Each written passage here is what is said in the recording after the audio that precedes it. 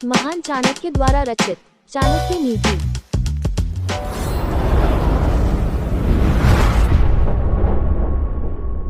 उपसर्गन्य चक्रे च दुर्भिक्षे च भयावहे असाधु जनसंपर्के यह पलायति सजीवति। 19। भावार्थ महामारी फैलने, अकाल पड़ने, भीषण स्थिति उपस्थित होने व दुर्जनों से संपर्क होने पर जो व्यक्ति स्थान का परित्याग कर देता है वही जीवित रहता है। व्याख्या। यहाँ चाणक्य का कथन है कि व्यक्ति को यदि जीवन की चाहना हो तो उसे ऐसे स्थान से कभी मोह नहीं करना चाहिए जहाँ जीवन संकट में पड़ने वाला हो।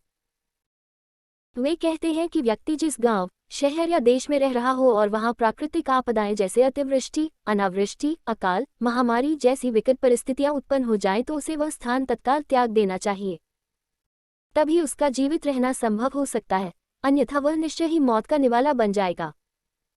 व्यक्ति को उस स्थान, नगर, देश आदि में भी नहीं रहना चाहिए जहां दुष्टजनों से सतत संपर्क होता है।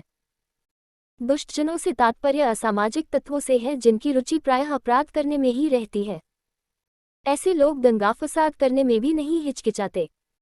यदि व्यक्ति ऐसे लोगों के संपर्क में रहेगा तो निसंदेह वह मृत्युमुख में चला जाएगा। अतः चाणक्य ने सावधान करते हुए कहा है कि व्यक्ति को उस स्थान के प्रति मोह नहीं रखना चाहिए जहां प्राकृतिक या अप्राकृतिक विपदाओं के कारण जीवन का अस्तित्व ही खतरे में पड़ जाए। धर्मार्थ काम मोक्षाना यस्याकोपि न विद्यते जन्मनि मर्त्येषु मरण तस्य केवलम। 20। भावार्थ। जिसके पास धर्म, अर्थ, काम, मोक्ष में से एक भी नहीं है उसके लिए इस मृत्युलोक मर्त्येषु में केवल बार बार जन्म लेना और मरना ही है। व्याख्या। मर्त्येषु का तात्पर्य मृत्युलोक है और मृत्युलोक का संबोधन इस धरती या भूलोक के लिए है।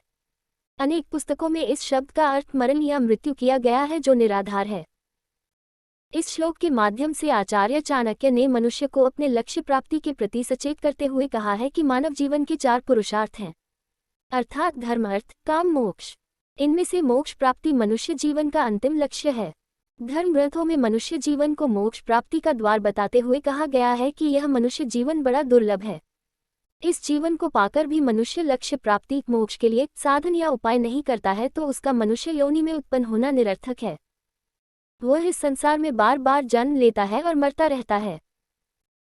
धर्म, अर्थ, काम, मोक्ष का यहाँ समन्वित अर्थ यह समझे कि मनुष्य को धर्मपूर्वक अर्थार्जन करते हुए कामनाओं की पूर्ति कर अर्थात सांसारिक भोगों को भोगते हुए मोक्ष प्राप्ति का यत्न करना चाहिए। यही मनुष्य जीवन की सार्थकता है। लेकिन मनुष्य योनि में आकर भी जो देव दुर्लभ कही गई है, जीव माया के मोह में पड़कर लक्ष्य से भटक जाता है। फलतः यह पुनः जन्म मरण के चक्र में पड़ता रहता है। यह स्थिति किले में बंद एक ऐसे अंधे व्यक्ति जैसी है जो दीवार के सहारे घूमता हुआ पूरे किले के चक्कर लगाता रहता है और जब किले के द्वार तक पहुंचता है तो उस द्वार को वह गड्ढा समझकर आगे बढ़ जाता है। भाव यह है कि जीव को मनुष्य योनि पाकर लक्ष्य को प्राप्त करना चाहिए। यही चाणक्य के कहने का मूल मंतव्य है। मूर्खा यत्र न पूजन्ते धान्यम यत्र सुसंचितम दाम्पत्य कलहो नास्ति तत्र श्रियः स्वयमागता। 21। भावार्थ। जहाँ मूर्ख लोग सम्मानित नहीं होते, अन्न के भंडार भरे रहते हैं, जहाँ पति पत्नी में कभी झगड़ा झंझट नहीं होता वहाँ लक्ष्मी स्वचल कर आती है और उस स्थान को अपना निवास बनाती है।